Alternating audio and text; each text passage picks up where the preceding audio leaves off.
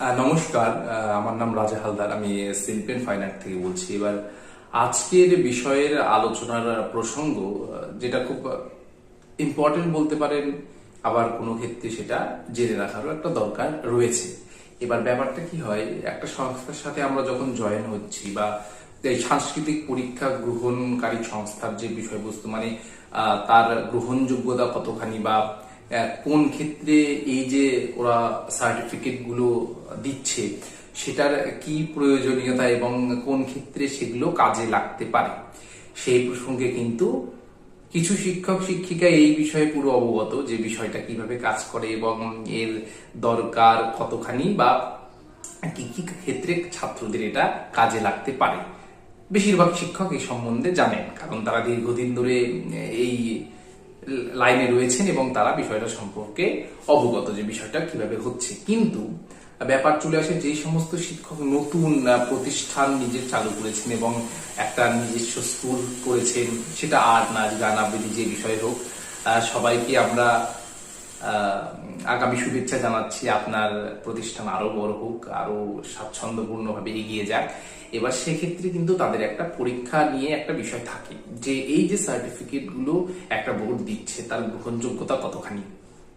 মানে এই বিষয়টা সম্পর্কে একটু আমরা পরিষ্কারভাবে বলতে ইচ্ছুক। কারণ বিষয়টা কি বলুন তো, মানে যদি এটা নিয়ে বেশি বাড়িয়ে চাড়িয়ে বলা হয় তাহলে সেক্ষেত্রে একটু মিসলিড করা হবে টিচারদেরকেও অ্যাজ ওয়েল এজ স্টুডেন্টদেরকেও। হয়তো এই ভিডিওতে বলা কথাগুলি অনেক শিক্ষক এবং অনেক ছাত্রদের হয়তো ভালো নাও লাগতে পারে, কিন্তু যেটা বাস্তব সত্যি সেটাকে তো তুলে ধরতেই হবে। এবার আমাদের সংস্থা যেহেতু একটা সাংস্কৃতিক পরীক্ষা গ্রহণকারী সংস্থা, আমরাও পরীক্ষা করাচ্ছি এবং খুব বেশি নয়, তবে ভালো মোটামুটি কিছু সেন্টার আমাদের সঙ্গে জয়েন আছেন এবং তাদের পরীক্ষার ব্যবস্থাটা আমাদের প্রতিষ্ঠান শিল্পের ফাইন আর্ট, একটা গভর্নমেন্ট রেজিস্টার্ড বোর্ড, এটার মাধ্যমে হচ্ছে। এবার সেক্ষেত্রে তাদেরকে আমরা শুরু থেকেই বলে দিই যে আমাদের এই সংস্থার গ্রহণযোগ্যতা কতখানি। সবার আগে যে রেজিস্ট্রেশনের বিষয়গুলো, সংস্থা এটা ট্রাস্টের আন্ডারে চলে, শিল্পেন ট্রাস্টের আন্ডারে। এবার trust West Bengal trust registration act 1886 এর আন্ডারে এটা রেজিস্ট্রেশন করা রয়েছে। এবার তার পাশাপাশি আইএসও রেজিস্ট্রেশন আছে, এমএসএমই আছে, আর হিউম্যান রাইট কমিশনের কিছু রেজিস্ট্রেশন রয়েছে। তাহলে এটা আমাদের কি মানে বলতে পারেন যে সংস্থার গ্রহণযোগ্যতাটাকে একটু বাড়াতে সাহায্য করে আর কি। এই যা মানে বেসিক যে রেজিস্ট্রেশন গুলো একটা প্রতিষ্ঠান, কারণ আমরা চাইলেই তো একটা কাগজকে প্রিন্ট করে আপনাদের দিয়ে দিতে পারি না, সেই ক্ষেত্রে এই জিনিসগুলো দরকার হয়। একটা ট্রাস্টের আন্ডারে কাজগুলো চলছে, পরবর্তীকালে আরো কিছু প্রকল্প রয়েছে যেগুলো সময়ের সঙ্গে সঙ্গে বুঝতেই পারবেন। এবার সেক্ষেত্রে গ্রহণযোগ্যতার ব্যাপারটা নিয়ে একটু কথা বলি। এখানে একটা বিষয় বলে রাখা দরকার যে দেখুন, বর্তমানে সরকারি চাকুরির যে বিষয়টা, সেক্ষেত্রে আমরা কোনো রকম প্রতিশ্রুতি দিই না যে এই সার্টিফিকেট দেখালে বা এই সার্টিফিকেট দেখালে অমুক জায়গায় বা কোনো সরকারি প্রতিষ্ঠানে নিয়োগ হবে। এমনিতে কি নিয়োগ হয় সে বিষয় নিয়ে একটা প্রশ্ন থাকেই, কিন্তু তা সত্ত্বেও আমাদের দিয়ে কিন্তু সেগুলো কিছু হবে না। এবার এখানে আর একটা বিষয় বলে রাখা দরকার, কোন সমস্ত সংস্থার প্রতি সম্মান এবং প্রণাম জানাই, কিন্তু দেশের কিন্তু সব থেকে বড় বৃহত্তম বোর্ড যেটা বা যে সমস্ত ভালো ভালো বোর্ড, তাদের সার্টিফিকেট গুলো দিয়েও কিন্তু আপনি তেমন ভাবে কোনো ভালো প্রতিষ্ঠানে হয়তো দেখালে সেখানে গ্রহণযোগ্য সেটা হবে না। হ্যাঁ, হয়তো খুব প্রাচীন কিছু কিছু বোর্ড হতে পারে যাদের সার্টিফিকেটের গ্রহণযোগ্যতা কিছু কিছু জায়গায় রয়েছে, কিন্তু অধিকাংশই মানে 90% কি 95-97% বললেই যে এই যে ডিপ্লোমা কোর্সের যে সার্টিফিকেট, সেটা কিন্তু একটা অন্য বিষয়ে বেশি কাজে লাগে রাদার আপনাকে কোনো ইনস্টিটিউটে ভর্তি হওয়ার ক্ষেত্রে। এবার ছাত্ররা আর্ট কলেজে যখন ভর্তি হবে সেক্ষেত্রে তারা এই শিল্প লাইনে আরো বেশি পড়াশোনা করবে, আরো জানার চেষ্টা করবে, সেক্ষেত্রে কিন্তু এগুলো তেমন হয়তো কাজে লাগে না। কারণ সেক্ষেত্রে তাদের যোগ্যতা মানে তাদের যে ক্রাফট, তাদের স্কিল, সেটা কিন্তু বেশি ম্যাটার করবে যে তারা কেমন কাজটা করছে। যেমন আপনারা এই বিষয়গুলো অন্যান্য ভালো ভালো শিক্ষক যারা তাদের পরিষ্কারভাবে তাদের ভিডিওতে বলেছেন, সেগুলো দেখেও জানতে পারেন যে আসলে কিন্তু বেলা শেষে আপনার কাজ আপনাকে প্রমাণ করবে। কোনো কাগজের টুকরো আপনার যোগ্যতা বা একটা শিল্পীকে কিন্তু বোঝাতে পারে না। আমরা বারবার বলছি, ওটা কিন্তু একটা কাগজের টুকরো ছাড়া কিছু না। তার কিছু দিক আছে, সেটা যদিও আলোচনা হবে, কিন্তু সব থেকে বড় কথা সেটা একটা কাগজের টুকরো। আপনি শিল্পী বা আপনার স্টুডেন্টরা পরবর্তীকালে শিল্পী হতে চলেছে, আপনি নিজেও শিল্পী, তো কারো যোগ্যতা ওই একটা কাগজের A4 সাইজের কাগজের টুকরো বা তার থেকে বড় সেটা কিন্তু প্রমাণ করতে পারে না। সব থেকে বড় কথা, যে সমস্ত সংস্থাগুলো এর মধ্যে রয়েছে তারাও পরিষ্কারভাবে জানে যে এটা মেনলি একটা এনকারেজমেন্ট, স্টুডেন্টদেরকে সাংস্কৃতিক যে জিনিসগুলো শিখছে বেলা শেষে এবং বছর শেষে কিন্তু একটা তাদের মূল্যায়ন করার প্রয়োজনীয়তা রয়েছে, যে তারা কেমন কাজটা করছে, কেমন করে শিখলো জিনিসটা, কতটা শিখতে পেরেছে। একটা শিক্ষক সেটা মূল্যায়ন করলে ভালো হয়। এবার যেহেতু নিজেদের শিক্ষক, মানে আপনি যার কাছে শেখেন বা স্টুডেন্টরা যার কাছে শিখছে, সেই শিক্ষক কিন্তু সেইভাবে হয়তো নাম্বার বেশি দিতে পারে বা কম দিতে পারে, সেক্ষেত্রে এই বোর্ডের কনসেপ্টটা এখানে এসেছে যে একটা নন প্রফিট বা এইরকম একটা অর্গানাইজেশন তাদের মাধ্যমে পরীক্ষার বিষয়টাকে পুরোপুরি দেখবে। কারণ একটা সেন্টারের পক্ষে হয়তো সেই ঝামেলাটা নেওয়া সব ক্ষেত্রে সম্ভব হয় না। তাহলে এই বিষয়টা, এই জন্য বোর্ডের কিন্তু আশা, মানে বোর্ডগুলো এখানেই একটা নিজেদের একটা ভূমিকা পালন করে, যে তারা প্রত্যেকটি সেন্টারে পরীক্ষা গ্রহণের যে বিষয়টা তারা দেখে, এখান থেকে শিক্ষক যায়, প্রপার মার্কশিট, অ্যাডমিট যে প্রসেসটা, সিলেবাস, অনেক বিষয় আছে, সেগুলো কিন্তু একটা ছোট সেন্টারের পক্ষে করে ওঠা হয়তো সম্ভব হয় না, জন্যই বোর্ড এই সহযোগিতার হারটা বাড়িয়ে দেয়। এবার সেক্ষেত্রে অনেক ক্ষেত্রে ব্যাপার থাকে যে তাহলে ফিসটা কেন নেওয়া হয়।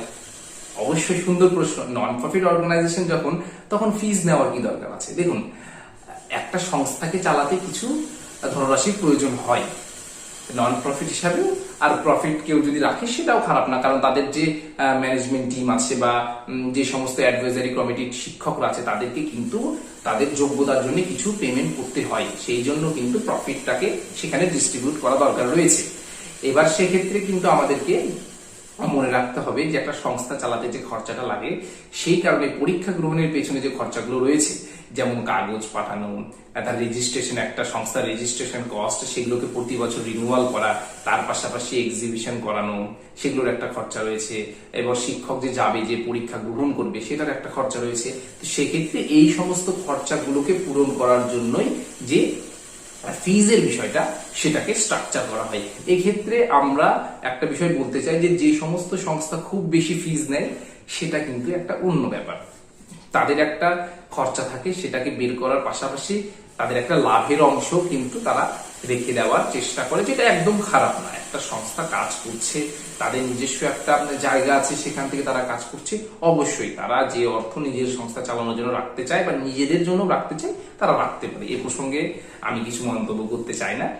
এবার তাহলে কিন্তু এই পরীক্ষার যে বিষয়টা, সেক্ষেত্রে এটা পুরোপুরি একটা এনকারেজমেন্টের জন্য, ছাত্রছাত্রীরা যাতে সারা বছর একটা জিনিস শেখার পর বছর শেষে সেটার একটা মূল্যায়ন হোক, তাদেরকে একটা যোগ্য নাম্বার দেওয়া হোক, তাদের কাছে একটা হাতে কিছু থাকবে, একটা ট্যানজিবল কিছু, যেটাকে তারা বুঝতে পারবে যে আমি আসলে কতটা পড়েছি।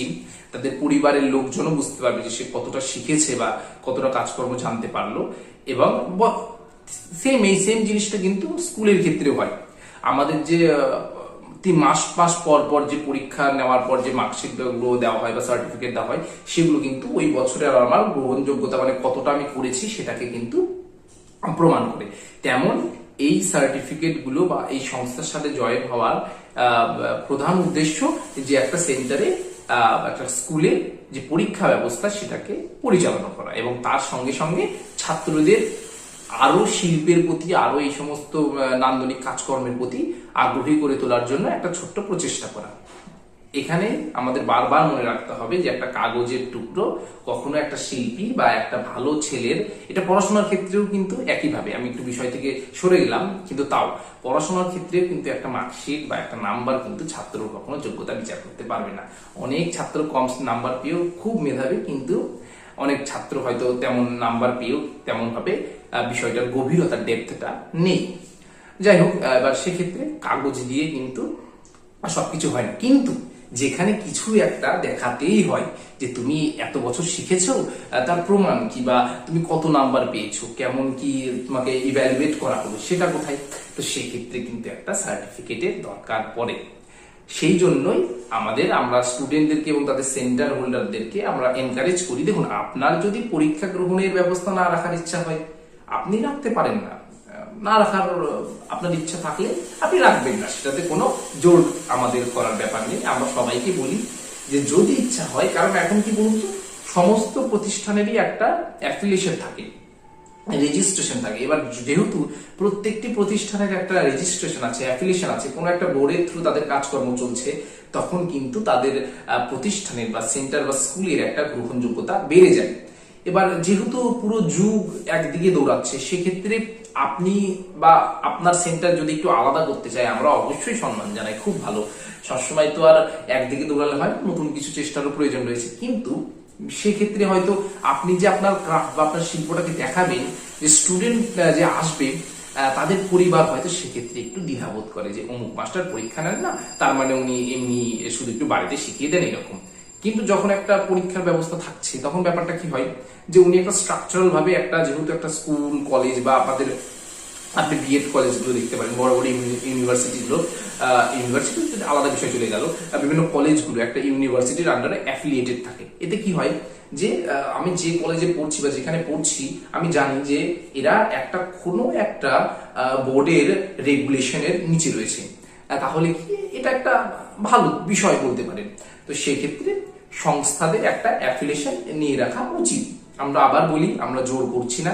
আপনি যদি, হ্যাঁ, আর একটা বিষয়, পশ্চিমবাংলা এবং ভারতে অনেক বোর্ড রয়েছে। এবার আপনি যাদের কাছ থেকে আপনার ইচ্ছা আছে অ্যাফিলিয়েশন নেওয়ার, আপনি কিন্তু তাদের কাছ থেকে নিতে পারেন। যে সমস্ত বোর্ড ভালো কাজকর্ম করছে, শুধু একটু দেখবেন। একটু এর আগে হয়তো ভিডিওতে বলেছিলাম যে জাঁকজমকের পাশাপাশি একটু কাজগুলো দেখার চেষ্টা করবেন, যে তারা ব্যবহার ঠিকঠাক করছে কিনা, সঠিক টাইমে জিনিসগুলো পৌঁছাচ্ছে কিনা। এই যে পোস্ট অফিসের মাধ্যমে সব পোস্টাল আপনার সার্টিফিকেট, অ্যাডমিট প্রভৃতি পাঠানো হয়, সেগুলো টাইমে আসছে না, এগুলো একটু দেখবেন। তার পাশাপাশি আপনি যে কোনো সংস্থার সাথে জয়েন হতে পারেন। আর যদি চান যে না, শিল্প এন্ড ফাইন আর্ট নতুন বোর্ড, এদেরকে একটা সুযোগ দেওয়া উচিত, এদের সঙ্গে কাজ করি, তাহলে তো নাম্বার 8944008345 9064939083 এই নাম্বারে একবার কল করতে পারেন, বা শিল্প এন্ড ফাইন আর্ট ওয়েবসাইটে সার্চ করবেন, সরি গুগলে সার্চ করবেন, আপনাকে ওয়েবসাইট শো করে যাবে, সেখানে ফার্স্টে শো করে, তো খুঁজতে অসুবিধা হবে না। সেইখান থেকে আপনি একবার ওয়েবসাইটে ঢুকে বাকি জিনিসগুলো দেখবেন। হ্যাঁ, আর একটা বিষয়, আমাদের ওয়েবসাইটে সিলেবাস কিছু দেওয়া আছে, আর পরীক্ষা 7th ইয়ার অব্দি হয়, কিন্তু 3rd ইয়ার অব্দি দেওয়া আছে। তার একটা বিশেষ কারণ আছে, সেটা নিয়ে নয় অন্য কোনো একটা ভিডিওতে আলোচনা হবে। তাহলে আমরা মেন যে টপিকটাতে ছিলাম, একটা প্রতিষ্ঠানের সার্টিফিকেটের গ্রহণযোগ্যতা। এবার গ্রহণযোগ্যতার প্রসঙ্গে আবার বলবো যে একটা কাগজ কখনো কারো যোগ্যতাকে প্রকাশ করতে পারে না। পরীক্ষা দিলে ভালো, তাহলে আপনি জেনে রাখলেন সারা বছরের কাজটা কেমন হয়েছে, আপনারও ভালো লাগলো বেলা শেষে। আর প্রতিষ্ঠান সেক্ষেত্রে নিজেকেও একটু কাঠামোগত দিক থেকে একটু শক্তপোক্ত করতে পারলো। আবার বলি যে কোনো প্রতিষ্ঠান কিন্তু সেইভাবে দাবি করতে পারবে না, বেশিরভাগ বোর্ড কিন্তু দাবি করতে পারবে না যে আমাদের এই সার্টিফিকেট গুলো যদি নেন, আপনি অমুক জায়গায় চাকরিতে আপনি সুযোগ পেয়ে যাবেন, বা নাম্বার বেশি পাবেন, এই পাবেন সেই পাবেন। এটা কিন্তু একটু মিসলিডিং, কারণ অনেক ভালো ভালো মানুষ অনেক ভালো ভালো জায়গা থেকে সার্টিফিকেট নিয়েও কিন্তু তারা অনেক প্রতিষ্ঠানের দোরগোড়ায় যেয়ে কিন্তু তারা ফিরে এসেছে, কারণ সেক্ষেত্রে সেগুলো গ্রহণযোগ্য হয়ে ওঠেনি। আমি আবার এই ক্ষেত্রে একটা বলে রাখি, কিছু কিছু প্রতিষ্ঠানের গ্রহণযোগ্যতা থাকতে পারে, কিন্তু সেটা কিছু কিছু নির্দিষ্ট প্রতিষ্ঠানের ক্ষেত্রেই। মানে ধরুন অমুক একটা প্রতিষ্ঠান, একটা বোর্ড আছে এক্স বোর্ড, তাদের একটা ওয়াই বোর্ডের সঙ্গে একটা সম্পর্ক আছে, বা সেখান থেকে তারা রেকগনাইজড, তাহলে সেক্ষেত্রে হয়তো সেই প্রতিষ্ঠানে অংশগ্রহণের ক্ষেত্রে বা পড়াশোনার ক্ষেত্রে বা কিছু শেখার ক্ষেত্রে আপনি সেখানে কিছু সুবিধা পেতে পারেন। কিন্তু সেই কাগজটা নিয়ে কিন্তু, সার্টিফিকেটটা নিয়ে কিন্তু আপনি অনেক জায়গায় হয়তো সেটা গ্রহণযোগ্য বলে নাও হতে পারে। তো আপনি প্রথমেই যখন একটা সেন্টার হোল্ডার, আপনি যখন অ্যাফিলিয়েশন নিচ্ছেন, এই বিষয়টাকে কিন্তু আপনাকে খুব সুন্দরভাবে মাথায় রাখতে হবে যে এটা বাচ্চাদের পুরোপুরিভাবে এনকারেজ করার জন্য, তাদের মূল্যায়ন করার জন্য, তাদেরকে আরো শিল্পের প্রতি আগ্রহী করে তোলার জন্য অনুষ্ঠানের মাধ্যমে, আর এটা একটা সংস্থার প্রতিষ্ঠানিক যে কাঠামোগত দিকটাকে সেটাকে শক্ত করার জন্য। কেউ যদি পরীক্ষা দেয়, ভালো, সে বিষয়টা জানতে পারলো কেমন ভাবে পরীক্ষার এক্সপোজার বা কত ছাত্ররা আর সব থেকে বড় কথা যে অনেকেই যখন একসঙ্গে এই শিল্প চর্চাগুলো করে, তখন সেক্ষেত্রে পরীক্ষার সময় না ওরা একটা কি বলবেন, একটা নেটওয়ার্কিং এর সুযোগ পায়। তো ওকে সেই পরীক্ষার ক্ষেত্রে শুধুমাত্র যে একটা সেন্টারের পরীক্ষা হচ্ছে তা তো হয় না, কারণ যখন অনেক সেন্টার একসঙ্গে পরীক্ষা দেয় সেক্ষেত্রে কিন্তু বাকি সেন্টারগুলো সেখানে নিজেদের ছাত্রগুলোকে পাঠায়, তখন ও হয়তো সারা জীবন ভাবছে যে আমার জল রংটা খুব সুন্দর, কিন্তু তার পাশে একজন এসে করছে জল রং অপূর্বভাবে, হয়তো স্বচ্ছ জল রঙের মাধ্যমগুলোতে কাজকর্ম করছে, এবং সে খুব ফ্যাসিনেটেড হলো যে বাহ কি সুন্দর কাজ করছে দিদি বা দাদা বা ভাইটা। সেক্ষেত্রে কিন্তু নিজেকে ওই যে কুয়োর ভেতরে থাকা ব্যাগের পরিসর থেকে বেরিয়ে একটু বাইরের জগতের আরো কত ভালো ভালো ছেলেপেলে আছে যারা কাজকর্ম করছে, পরীক্ষার ক্ষেত্রে কিন্তু এই এক্সপোজারটা পাওয়া যায়। তা সত্ত্বেও আর একটা বিষয় থাকে যে পরীক্ষা যখন সার্টিফিকেট গুলো বাচ্চা কাচ্চা আসে, তখন পরিবার বা এটা যদি উচিত না যে নাম্বারের কম্প্যারিজন করা, কিন্তু তা সত্ত্বেও কিন্তু হয় যে অমুক পার্সন এক্স এত নাম্বার পেলো, তুমি তো ভালো ছবি আঁকো বাবা, তা সত্ত্বেও তুমি কেন কম পেলে। তো সেক্ষেত্রে কিন্তু এটাকে আমরা পজিটিভ ভাবে একটু দেখানোর চেষ্টা করছি যে সেক্ষেত্রে হয়তো ওয়াই ব্যক্তিটা পরীক্ষার আগ দিয়ে হয়তো ছবি আঁকা ছেড়ে দিয়েছিল, তার প্র্যাকটিস করছিল না, সেক্ষেত্রে কিন্তু সে আরো বিষয়টাকে ভালোভাবে চর্চা করবে, এবং এই চর্চার ফলে কিন্তু ওভারঅল তার যে ছবির প্রতি যে আরো যে শিল্পটাকে সুন্দর করে তোলা, সেটার কিন্তু একটা স্কোপ থাকছে। তো সেই জন্য আমরা বলছি যে একটা অ্যাফিলিয়েশন আপনি নিতে পারেন, যে কোনো বোর্ডের মাধ্যমে নিতে পারেন। আর গ্রহণযোগ্যতার বিষয়টা আবার যে আমরা কিছু ক্লেম করছি না, অন্যরা ক্লেম করলে কোনো কোনো ক্ষেত্রে সেটা মিসলিডিং হতে পারে, আপনি সেটাকে যাচাই করে দেখতে পারেন যে তেমন ভাবে কিন্তু এগুলো দিয়ে, এই সার্টিফিকেশন গুলো দিয়ে কিন্তু তেমন ভাবে খুব বেশি যে ভালো ভালো জায়গায় চান্স পাওয়া যাচ্ছে তা কিন্তু হয় না। বেশিরভাগ ক্ষেত্রে এটা পুরোপুরি ছাত্রদেরকে একটা আরো আগ্রহী করে তোলার জন্য, তাদেরকে বোঝানোর জন্য যে তারা কত পেয়েছে না পেয়েছে। তো এই বিষয়গুলো এখন কোন সেন্টার ভাবতে পারে তাহলে আমি নিজেই করি, আপনি নিজে চেষ্টা করতে পারেন, সেক্ষেত্রে কিছু কিছু বিষয়ের মধ্যে আপনি বাধাপ্রাপ্ত হবেন, কিছু বাধা পাবেন, সেক্ষেত্রে কিন্তু আপনার বুঝতে হবে যে না, বোর্ডের কাজটা কিন্তু অতটাও হয়তো সোজা না, যে পরীক্ষা নিচ্ছে, কাগজ পাঠিয়ে দিচ্ছে, টাকাগুলো নিয়ে শুধু টাকা কামাই করছে, ওই রকম হয় না, পিছনে অনেক খরচা থাকে। যাই হোক, প্রসঙ্গ আবার বারবার বলছি যে একটা কাগজের টুকরো কারো ভবিষ্যৎ বিচার করতে পারবেন না, পরীক্ষা দিতে চাইলে আপনি দেবেন, না দিতে চাইলে দেবেন না ছাত্রদের ক্ষেত্রে। আর প্রতিষ্ঠান যদি পরীক্ষা নিতে চায় সে নেবে, না হলে নেবে না। কিন্তু আমরা এনকারেজ করব, যেহেতু পুরো যে কি বলবো শিল্প শিক্ষার যে প্রতিষ্ঠানগুলোর যে একটা কাঠামোগত বৈশিষ্ট্যের মধ্যে প্রথমত তো অ্যাফিলিয়েশন থাকছেই, তো সেক্ষেত্রে আপনার না থাকলে কিন্তু আপনি একটু পিছিয়ে থাকতে পারেন, কিন্তু হয়তো আপনার যোগ্যতা সেটাকে ঢেকে দিয়ে গেল, আমরা সেটাই চাইবো। কিন্তু আপনি অ্যাপ্লিকেশনটা নিতে পারেন, আর বাচ্চাদেরকেও এনকারেজ করবেন পরীক্ষার জন্য, কারণ কি বলুন তো, ওরা পরীক্ষার বিষয়টা থাকলে নাকি প্র্যাকটিসটা ভালো করে, সেই দিক থেকে কাজটাও ভালো হয়ে যায়, এবং পরীক্ষা গ্রহণের মাধ্যমে সে বুঝে গেল যে কত পেয়েছে, এই পুরো জিনিসটা। তাহলে যে গ্রহণযোগ্যতার যে বিষয়টা, গ্রহণযোগ্যতার বিষয়টা পুরোপুরি একটা এনকারেজমেন্ট। কারণ আমি সত্যি কথা বলছি, আমি অনেক ছাত্রদেরকে দেখেছি তাদের বাড়িতে ঠিকই ঠিকই সার্টিফিকেট সব করে আছে, কিন্তু সেগুলো হয়তো তার কোনো কাজে লাগছে না। কিন্তু হ্যাঁ, হঠাৎ কোনো জায়গায় একটা গেল, বা কোনো একটা ইনস্টিটিউট, মানে নর্মাল ইনস্টিটিউট, একটা আর্ট স্কুলে, একটা আর্ট স্কুল থেকে আর একটা আর্ট স্কুলে যাবি, যে তুমি এর আগে কি শিখেছো দেখি, তো আর্ট ওই ভালো করে, তখন বললো পরীক্ষা দাও বা কত কি পেয়েছো দেখি, সেক্ষেত্রে কিন্তু সে সার্টিফিকেট গুলো দেখাবে, তাহলে তার যে একটা ওভারঅল যে একটা লেভেল, সেটা কিন্তু একটা বুঝতে সুবিধা হয়। কিন্তু এক্ষেত্রেও একটা বিষয় থাকে যে কাজটাকে ট্রান্সপারেন্ট ভাবে, যে এমন না যে কিছুই, একটু হার্শ লাগতে পারে কথাটা, কিছুই শিখতে পারলো না, কিছুই করতে পারছে না, অথচ তাকে 100-তে হয়তো 98 দিয়ে রাখা হয়েছে। তো এই বিষয়গুলো যাতে অন্যান্য বোর্ডগুলো না করে, আমরাও এটা করার থেকে অনেকটা দূরে থাকার চেষ্টা করি। কিন্তু কিছু কিছু ক্ষেত্রে হয়তো 1 নাম্বার জায়গায় 2 নাম্বার দিয়ে দেওয়া হয়, যাতে বাচ্চাটা পরবর্তী এক্সামের ক্ষেত্রে আর একটু এনকারেজড হয়। নমস্কার, ভালো থাকবেন। আর অ্যাফিলিয়েশনের জন্য আপনি যোগাযোগ করতে পারেন, এটা একটা বিজ্ঞাপনী প্রচারের মতো মনে হলো। আর এই গ্রহণযোগ্যতার বিষয়টা নিয়ে একটু মাথায় রাখবেন, যে বিষয়টা কিন্তু পুরোপুরি এই বিষয়গুলো কিন্তু কাজ হয়, যে আপনি কিন্তু এটা নিয়ে পরবর্তীকালে এখানে ওখানে যে বলতে পারবেন না যে আমার ওই স্টুডেন্টের এই সার্টিফিকেট আছে জন্য সে ওখানে চাকরি পাবে, সেখানে চাকরি পাবে, সেই রকম হয় না। এটা একটা পুরোপুরি ওদেরকে এনকারেজ করার জন্য, ওদের একটা বাৎসরিক একটা পরীক্ষার মাধ্যমে তাদেরকে যোগ্যতাটাকে একটা ইভ্যালুয়েট করা, এবং তাদেরকে শিল্প শিক্ষার প্রতি আরো আগ্রহী রাখার একটা চেষ্টা।